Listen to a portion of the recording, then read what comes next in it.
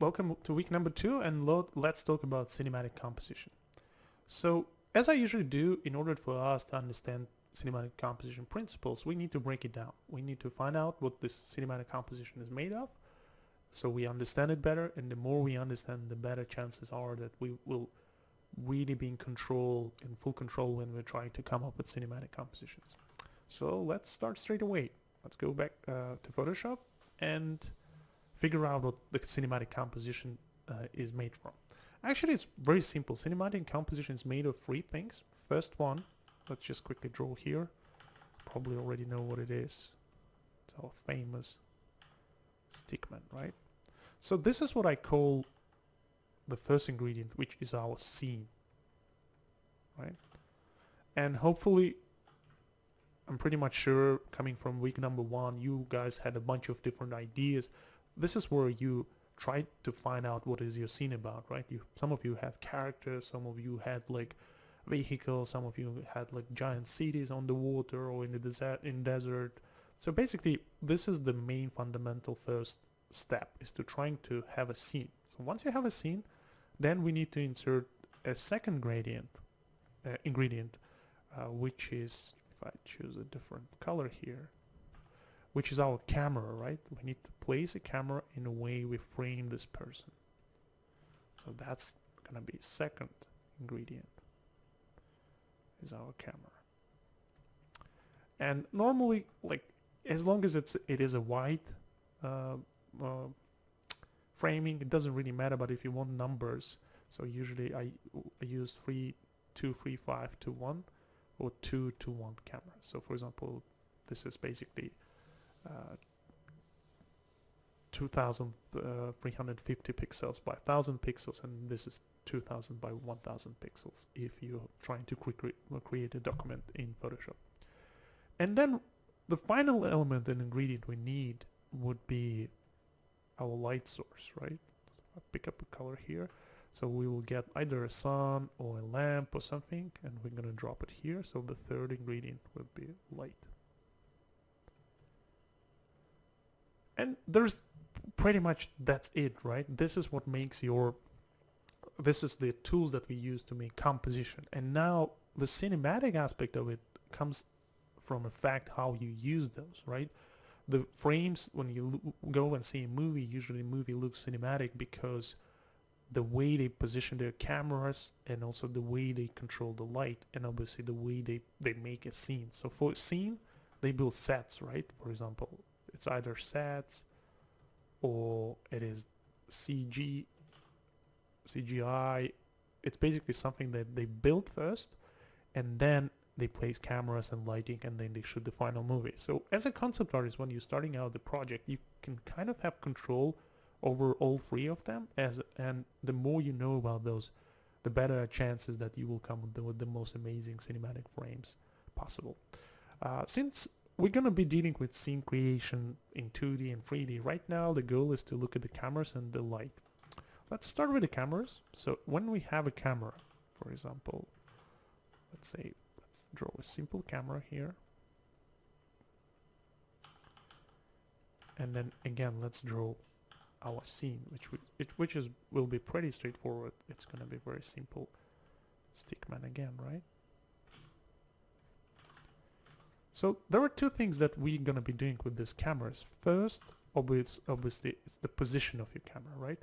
We can move it around, we can place it wherever we want, and depending on the position of the camera, you will have a different framing. So I guess the first step to camera is position.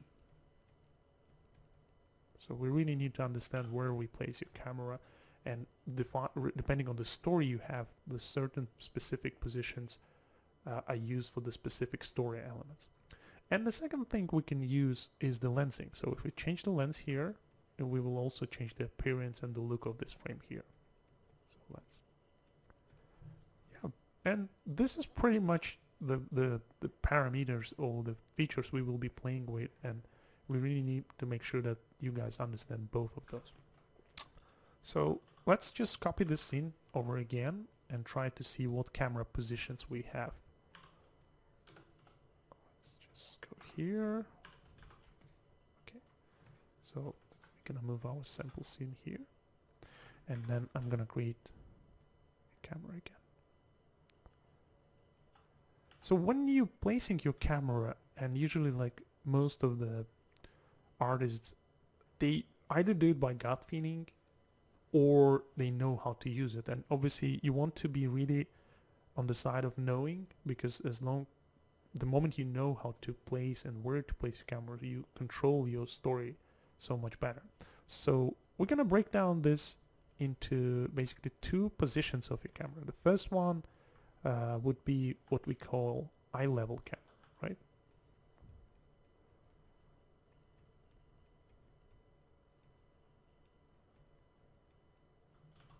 So this is pretty straightforward. It's basically this camera positioned on the eye level with all our scene, right? In our scene we have a character, and we're placing ourselves and the camera to the eye level position.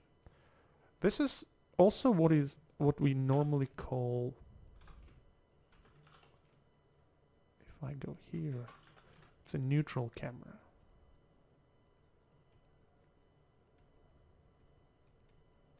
I'm gonna explain it a little bit later. Let's just drop another camera here, which is normally called, so if I do this camera is called low angle camera. And also it's called inferior. And then the last type of a camera we have would be this guy over here. And this is what we call high angle camera. And also what we call superior. And that's it. And everything else is in between, right? We either move our camera here or move down. And depending what level your camera is at, it becomes either inferior or goes to neutral or becomes superior. So what does that exactly mean? What does inferior mean? So inferior means basically, as an audience, and in this case we are below the eye level, which makes this character appearing bigger in the frame than us and higher as in the frame as us. Usually this is where we're getting dominated, right? For example, we're getting dominated by our scene. For example, our scene could be a character, a vehicle, an alien spaceship, a city, or any kind of disaster or something like that. So it basically shows us in a weak spot, in a weak position. We are smaller than the world, right? If I drop it here, smaller than the world. And also we can use it to show the weakness. So for example, let's say if this was an injured soldier and another enemy soldier is leaning over, we use long angle inferior cameras. When do we use neutral cameras? Neutral cameras usually are used when we are obviously neutral. We are not superior or inferior, and usually it's the case when we observe, right? Because when we're neutral, we are eye level, it's something that we do every day, right? For example, we're talking with a person, we don't have any superior or inferior position towards that person. We're just talking, we're having a conversation. That's why eye level cameras are super cool to be observing something, right? And another example, for example, two people having a conversation in a coffee, and you are observing them in a coffee shop, and you're observing them from a window. Again, you're using neutral, so we're not dominating, or we're not getting dominated by them, or we're not dominating them. So that's why we use eye level cameras. And the last type, which is high angle superior cameras, it's basically when we dominate.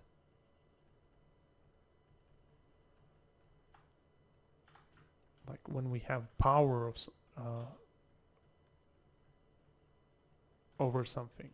For example, again, the scene where we are looking at injured soldier, we use high angle to show that we are much more superior than him, we have power, we dominate. Obviously, then we can take it in different places. It doesn't necessarily need to be all dark, and it's basically showing that the camera or whatever we're observing it from is dominating over the scene we're looking at. For example, we have a crowd of people and the alien spacecraft arrives, and we're showing this aerial shot of a crowd. This is exactly where we're using the superior dominating power effect to reinforce the story. So yeah, and this is pretty much simple once you understand those. So we've got 1, 2, 3. It's easy to kind of go and understand which camera to use for certain cases, coming out of the effect that you want to achieve. If you want inferior, if you want to get dominated, smaller than the world, feel weak, then you use low angle. Eye level, it's great for observing and stuff like that. Now we can start breaking it down. Maybe I should choose a different color so you know that these are like main categories of the cameras, but now for each one of them, obviously you have different subcategories. For example, with this eye level one, you can also have knee level. Wow, looks like I went for color. Let's see, not knee level, but hip level.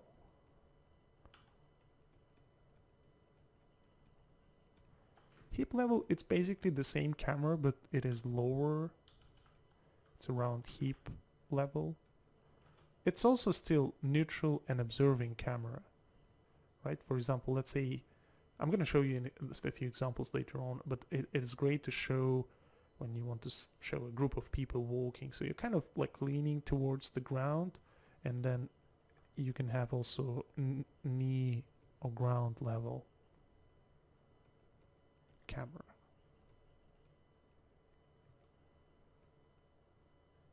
Basically, it's the one that's over here. And again, we are parallel to the camera. The moment we start tilting, it becomes low angle. So make sure that you understand that these cameras are still observing cameras, right? We are very neutral. We're kind of observing. Right. And then let's just select a different color here too. For high angle cameras, we can use, for example, what they call crane shots, right? Why is it? So we can have a crane over here.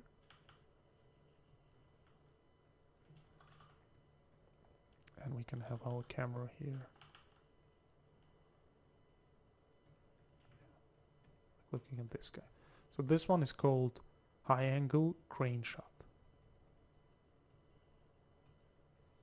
So, and this crane could basically go up and down depending on what you're doing. There's no rule how high you want to go. It really pretty much depends on the story and the scene you're trying to portray. And the last one would be when we are really high up, it would be a helicopter aerial shot, right? So let's say if there was a helicopter here. It's a very ugly helicopter.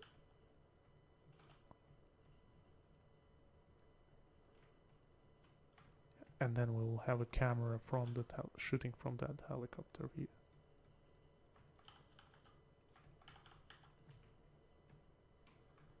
So this one is called aerial.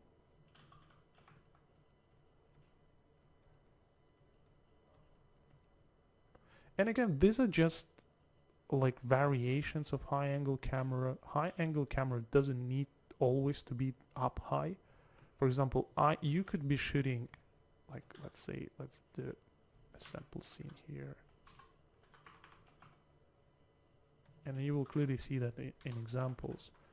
For example, let's say you've got a scene, first ingredient, a scene of two characters.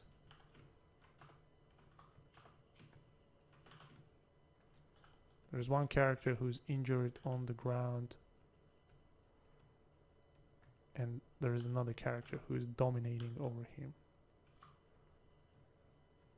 Right? Maybe with a gun or something.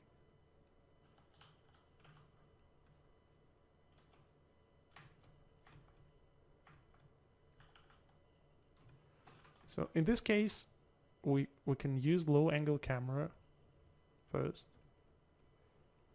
to show first shot where this guy is dominating over this guy. And then we can also, straight after this, we can cut and show a camera from here. And this is basically would show us that this person dominates over this one. And then maybe you have like another person standing here, right?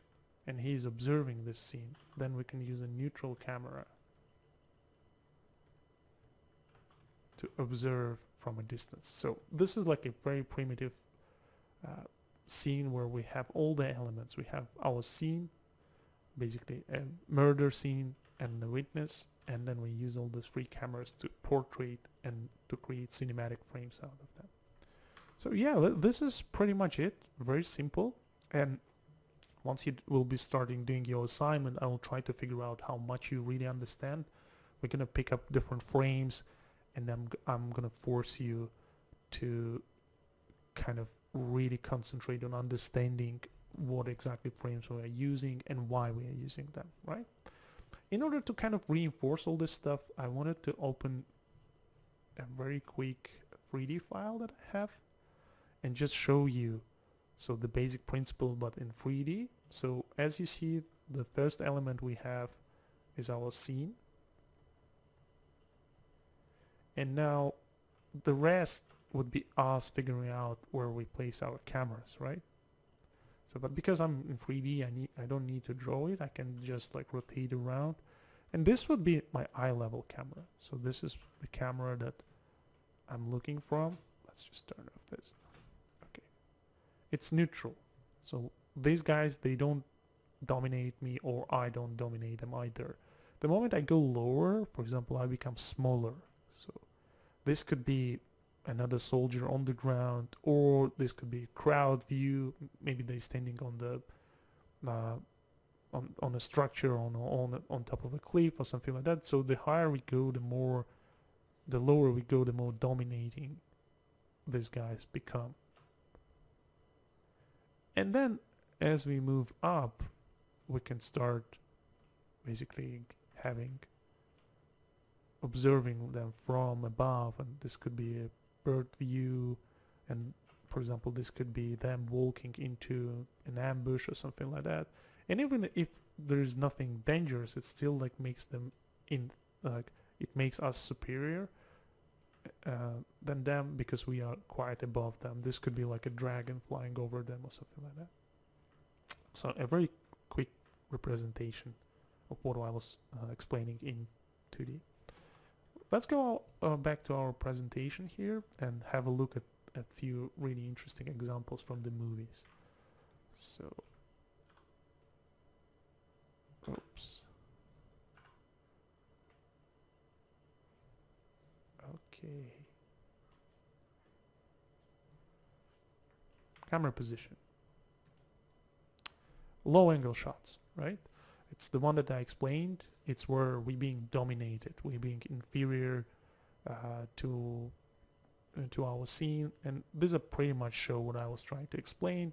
This is a perfect example from Sicario, when the guy is like, there's probably a guy he's just about to shoot, and that guy is on the ground. That's why we use low angle. Same with this character. She's probably powerful, maybe a villain character, and we kind of looking up at her. She's looking at someone, maybe talking at someone, with someone, and pretty much all pretty much the same. This one is a bit like not as dramatic as those three, but still it's showing Ryan Gosling looking at someone who's probably sitting, so the person who is observing the scene is lower than this main character. Hip level shot and knee ground level shots, again, those are the neutral shots. We're not looking up or down, we're just observing the scene, and this pretty much shows how we can use those.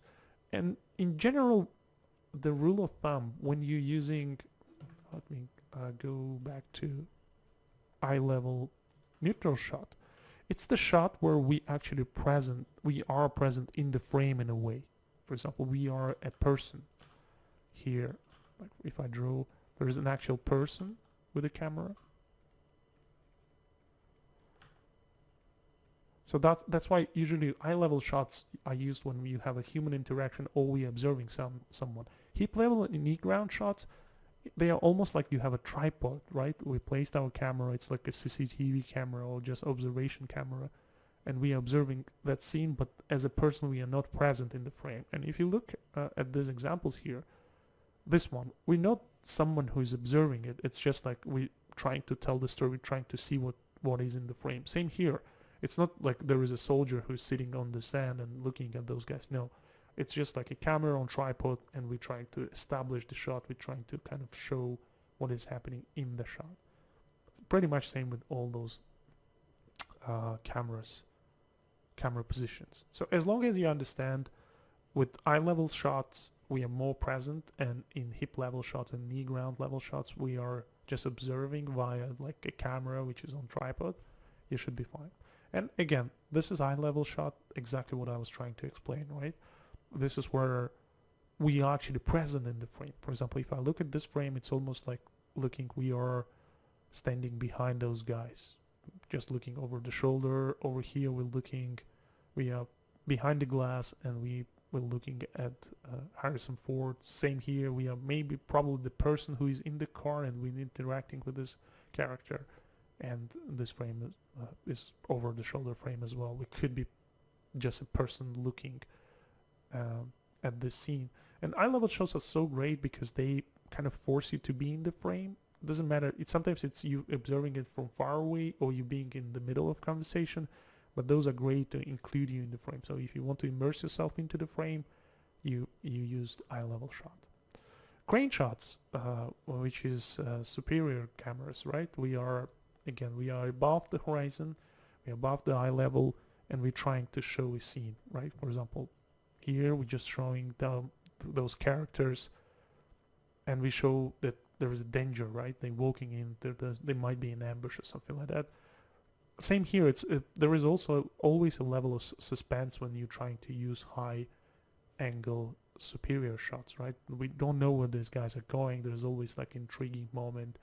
Same over here, you see like we're showing how those guys like shooting someone, and this is where like the prisoners, they get the announcement and stuff like that, just to show that those guys are way more those guys are being dominated. We use superior high angle crane shots. And aerial shots. Aerial shots, again, they show how small people are comparing to this environment. Again, here we show something, and these aerial shots are usually used as establishing shots, right? We're trying to show the environment, we're trying to show the scale of the environment, and this is where we use aerial shots. Cool, we've done with position with the camera. Now we're moving on onto shot framing. Remember when we were looking at this frame, it's all started with camera position, and so far we've been playing with elevation only, right? We were just like going up and down, but now what we will start doing, we will start moving our cameras back and forth, right, in order to frame our objects. And for example, the best example would be if I draw my character again, a very quick stickman again, maybe this guy's with the sword, right, and with the shield. So now in terms of framing, we got to also understand how do we frame this character to tell the story. Are we going like this, or are we zooming in like this, or are we zooming out like that? So it pretty much depends on what story you're telling, but as long as you know what you which one to go for, you should be fine. So usually this one is called close-up shot.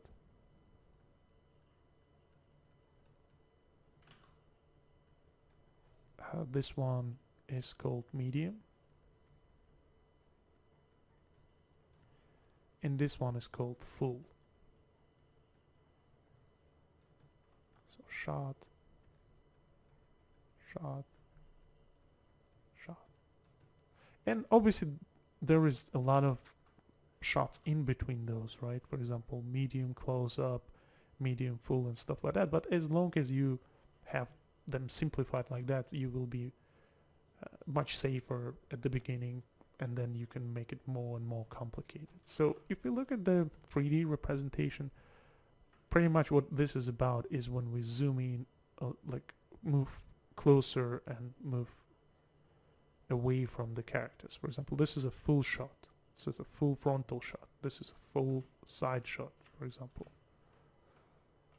And then this is like a close-up and stuff like that. Obviously, as the closer you move, you can have like really tight shots, and those are called detail shots.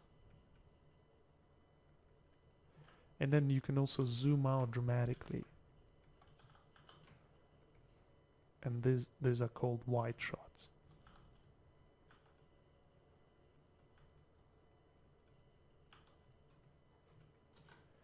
And again, there is no rule how far you come closer or zoom out. It really depends on the story. Nobody will come and tell you, oh, well, this is not the medium, this is more like a close-up. As long as it, like, within these kind of boundaries, that you should be fine. You should be fine, because like in terms of wide shots, like you can go very wide or a bit less wide. It really pretty much depends on the story. Let's have a look at our PDF presentation here. Okay, where is it?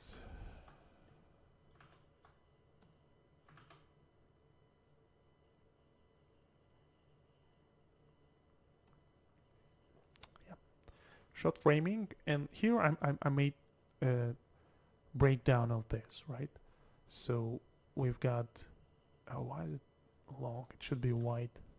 Sorry guys, this is wide, this is full, this is medium, and this is close-up, right? Close-ups, it's where we move into action, we're looking into, like, we are between the characters. It's good for two characters talking with each other, or mechanism, showing a mechanism that is opening and stuff like that. And then we zoom out to medium and full, and then we go to wide. And yeah, these are just the frames from the beautiful movie Macbeth, showing all this progression. So we go very wide, and we wide, then the full, then medium, and then we go zoom in into closer. This is from Boned. Again, we start very wide, we show the character, and then we go to full frame, then we go to medium, and then we move closer and show the close-up. So when you will be doing your assignments and trying to figure out what camera framing you should use, just break it down into close-up, medium, full, and wide, and you should be relatively safe, you know, especially when I will be telling you and giving you feedback, hey, could you go, could we show a medium shot, or could we show a close-up? You will know exactly what I'm referring to. And also, most of the time as well, when concept artists, like, they work on something, they do this kind of frames, you know, they do wide shots. And in order to keep the cinematic look of it, we gotta break it down and insert some full, medium, and close-up shots as well. That will really help to tell the story from different angles. Okay, let's move on and look at the next one, which is camera lenses. So camera lenses, it's the lens that you mount in front of your camera. And this is where it's a very complicated. There you've got so many different lens types and stuff like that, but we're not talking about obviously the manufacturers of lens. We are talking more about the specifics and how they affect the cinematic composition. And I came up with these two really distinct, very simple categories and lens types.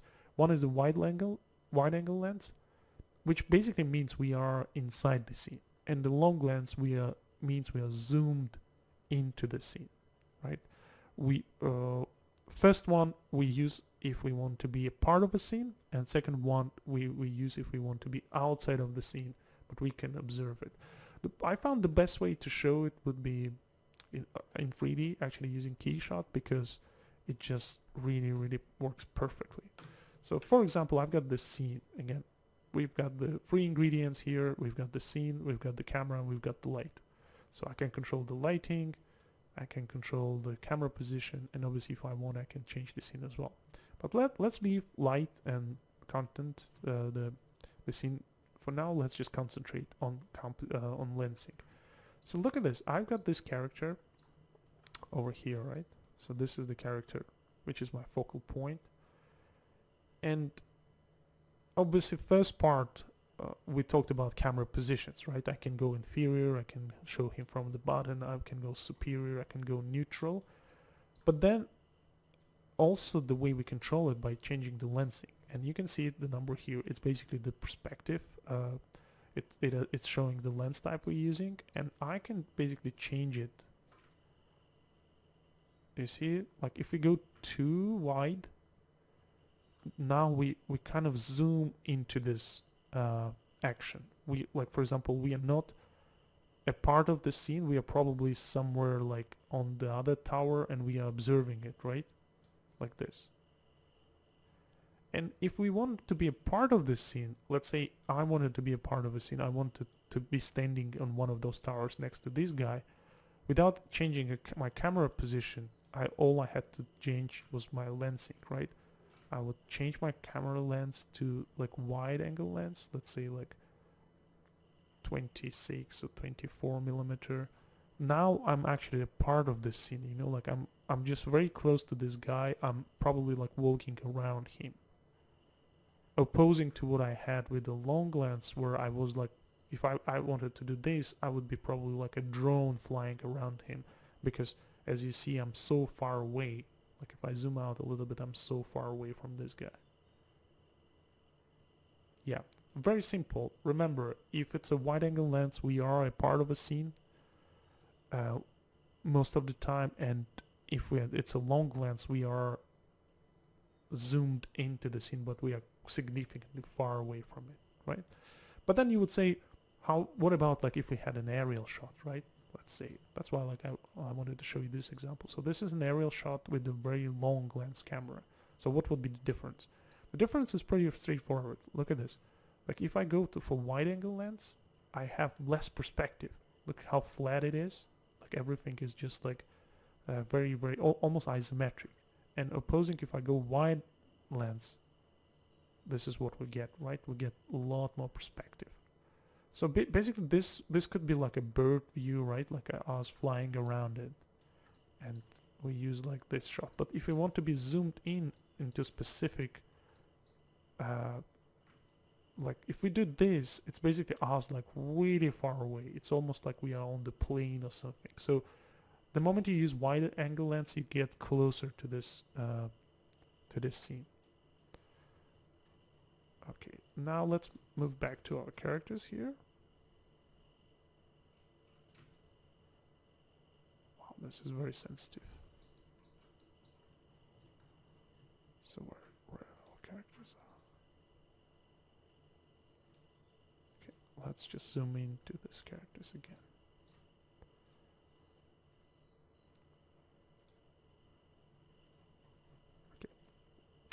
Also, the other important aspect of having wide and long lenses is that usually, not usually, always when you use wide angle lens, you have more perspective. You have, basically you see more in terms of like, look at how, like the moment I move towards wider angle, I start seeing more and more. For example, if I want to see a character and I want to see the background, I will probably use the wide angle lens, right? Look at this, like the more dramatic I go, the more I can see. So this is like a super wide angle lens, like 14 millimeter, 14. And look how smaller the background gets, because normally you get more depth. Everything becomes deep and distorted. And opposing, if I go and do like wide angle lens, look how everything gets flat, everything gets closer to each other. And when do you use this? It pretty much depends on what story you're trying to tell. For example, if I'm trying to tell the scale of that castle, I'll probably go with very flat angle camera. with very long lens, because then it shows how massive this thing is according to this guy, right? Relative to this guy. And if I want to show off like the establishing shot, then probably I would use wide angle lens just to show the environment. So again, it pretty much depends on what you're trying to do, but as long as you know which one of those to use, you will have so much more control over your story. Let's have a look at real examples from movies. And first we have really nice, amazing frames from Arrival. And this is where they encounter these aliens. And look how they used the long lens to show the scale of those guys, right? And you see how flat the frames are? Like, it literally looks like we are squashing the perspective because we're using long lens, and that allows us to bring those two very close to each other, opposing to wide lens. And especially here, look, to show the scale of this character, of this creature, or this alien, we're using long lens to show how big the character is, and for scale, long lens is a perfect choice. And opposing to that, look at some screenshots from Revenant and how actually distorted they are. You can see it like with the perspective. Look, they wanted to show, we wanted to be a part of this story, like opposing to this one, which is in Arrival, we wanted just to observe this scene. We wanted to be kind of far away from them. You see, we are not a part of the scene or action. We are just the camera that is observing the scene. And in Revenant, we actually being a part of a scene. The way they made a movie, they wanted us to suffer with this person, right? And that's the reason we continuously were a part of this scene, and to reinforce that environment and that feeling, they used wide angle lens cameras. Perfect.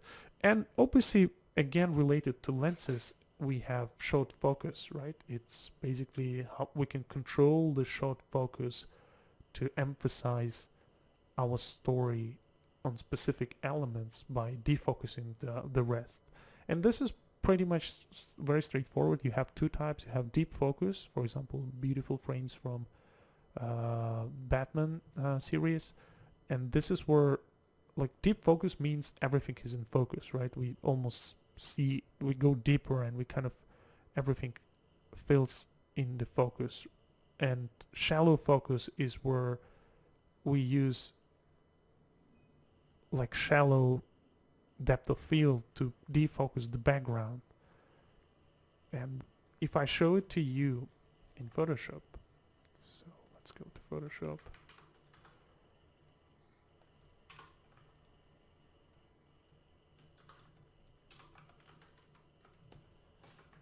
Okay, this is our scene. So this is a guy.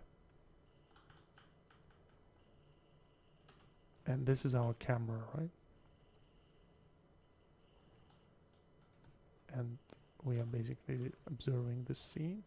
So shallow focus means we have focal area just around here. So the rest stays out of focus. And deep focus means everything is in focus, like all this range is in focus.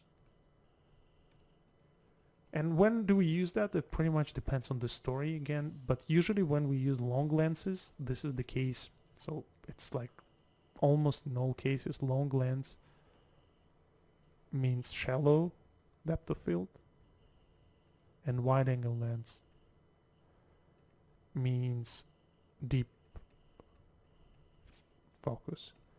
So for example, what would happen if you had a very wide angle lens camera and then you did a lot of depth of field, a lot of out of focus effect, then everything you do becomes like a small little miniature. So that's why you need to be very careful about it.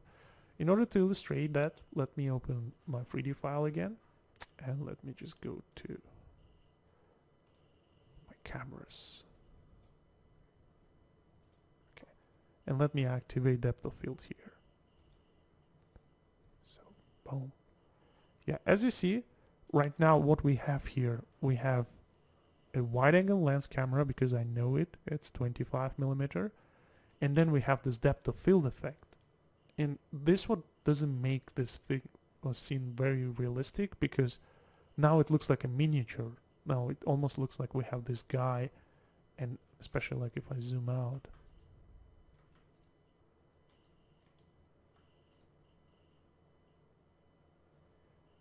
And then we use the, yeah, look, it just doesn't make sense. Like if I wait a little bit more, look at this. We've got wide angle lens and this is out of focus. This is something we shouldn't be doing. That's why we really need to know when to use it properly. But opposing, if I go to long lens, then we could justify the depth of field, because this is where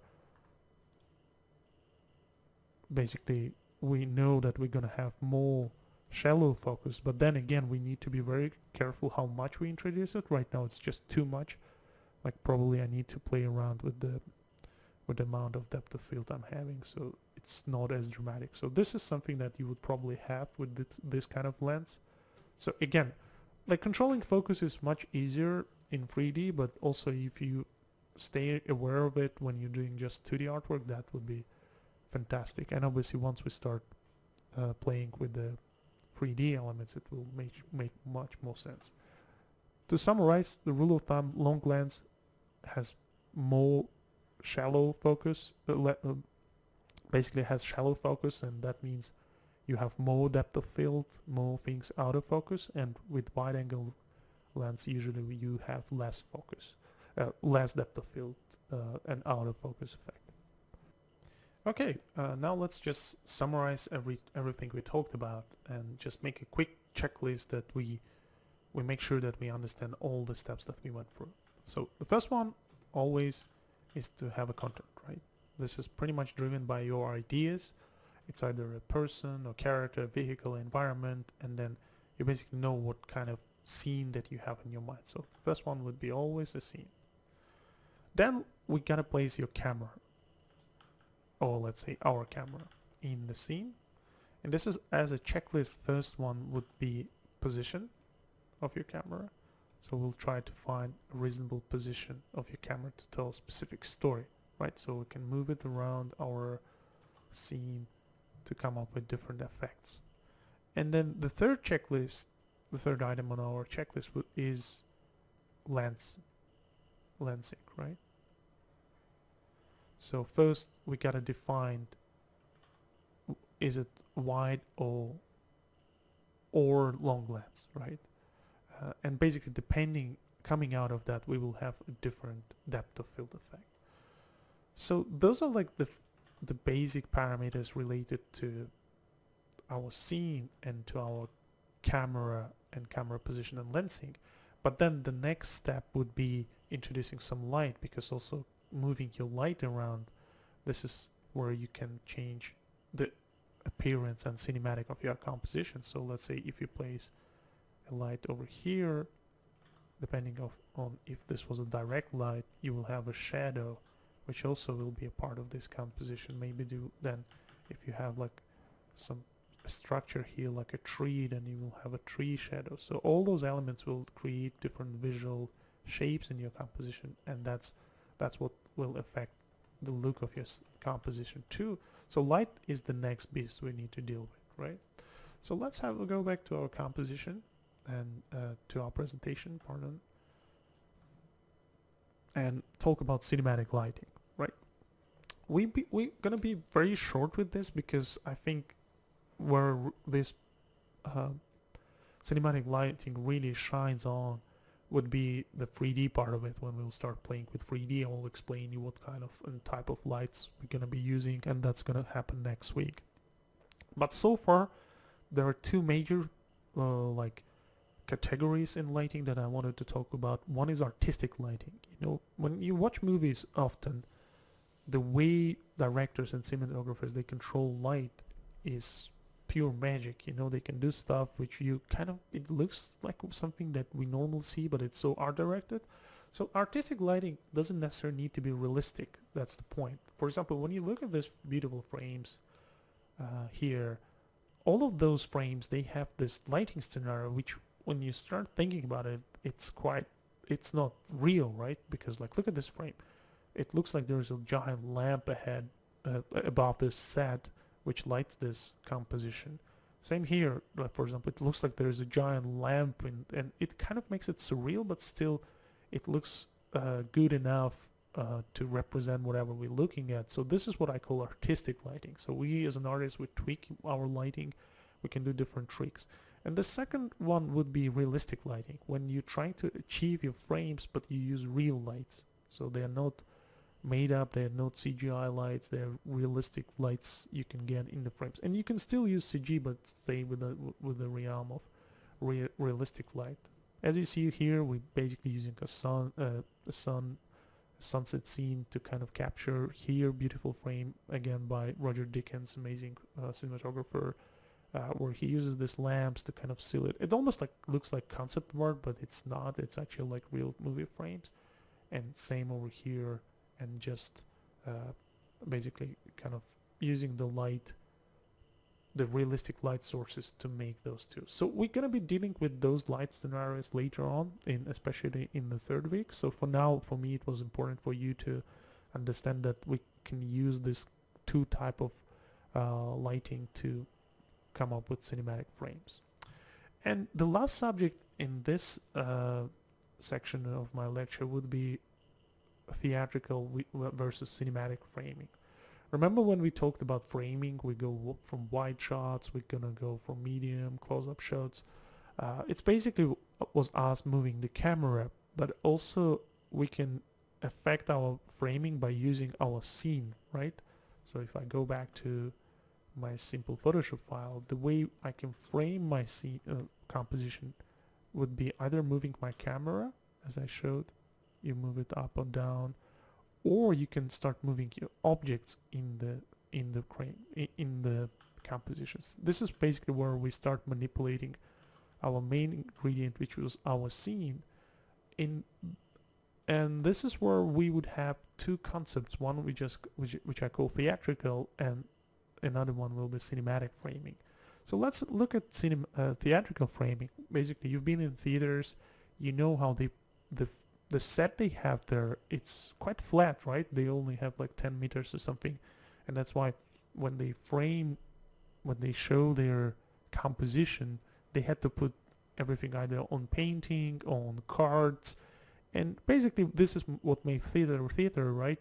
It's the fact that you know it's a fake set, but then it's you understand it because you just sit there for an hour and we watch this theatrical composition, theatrical framing. And complete opposite you have on the cinematic framing. In cinematic framing, because they build the sets, right, you can be very deep, you can have basically all the perspective and convey very epic and very kind of natural environments.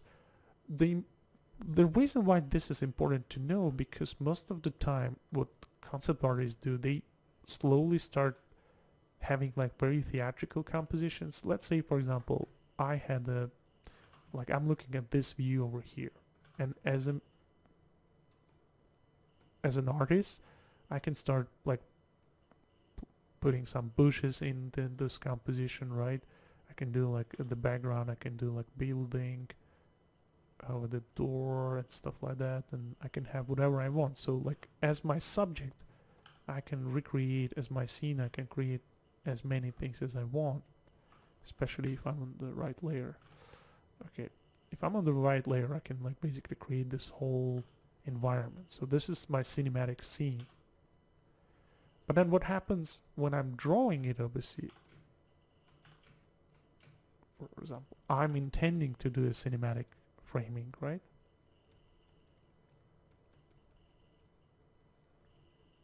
My intention is to come up with something which looks cinematic, and obviously when I do it for the first time using 3D or 2D, I have something like this, right? I have this board, maybe I have a tree here, just framed nicely behind him. I have this building and stuff like that. So looks pretty straightforward. Then you probably go, well, like, why even bother explaining it? But then you start getting feedback, right? Directors give you feedback. Or your art director, they give you some sort of feedback. And in most cases they go like, oh, could you place a foreground element? Could you like move this guy, maybe introduce another guy? And since you most of the time at this step you're trying to do it in 2D, you're starting creating a theatrical composition. So basically what you have, you just like on 2D cards you place these elements here like in front of the camera, and then basically not respecting all the perspective and all the like beautiful depth that we have in cinematic composition. So this is where you need to be careful. Like most of the cases, like people go and put like a branch over here to frame it nicely, right? But in the real world it doesn't have it's impossible to recreate this. It's basically theatrical one is when you can force, you flatten your perspective, you make it less deep and more staged in a way. So another word that I always use, like it's when you make it too stage, more when you force it too much, it doesn't basically look as cinematic as it should be. That's why try to keep in mind, so whatever changes you do, you respect this depth, right?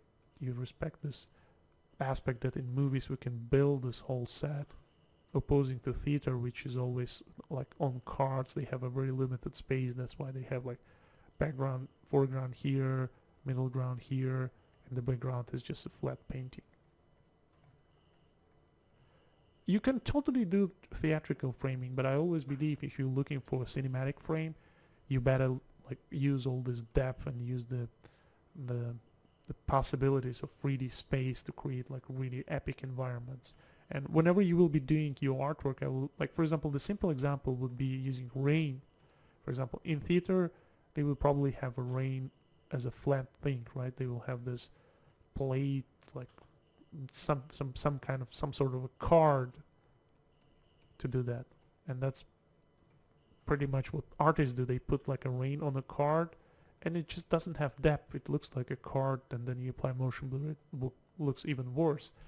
When you're trying to do cinematic composition, cinematic framing, try to utilize the fact that we can do stuff in depth, right? We can do like real rain. That means like some of the streaks, they will be bigger, some of them will be smaller in the background. So things like that could really dramatically improve how your framing looks like. And then in the end, when you create your movie, for example, there is this really nice example when you have this beautiful film set and you see how deep it is, how like you can basically convey the whole thing. And when you create a movie frame out of it, like you see how like they use even the smoke elements, they have a depth factor to them, and that's what makes it really, really, really cinematic.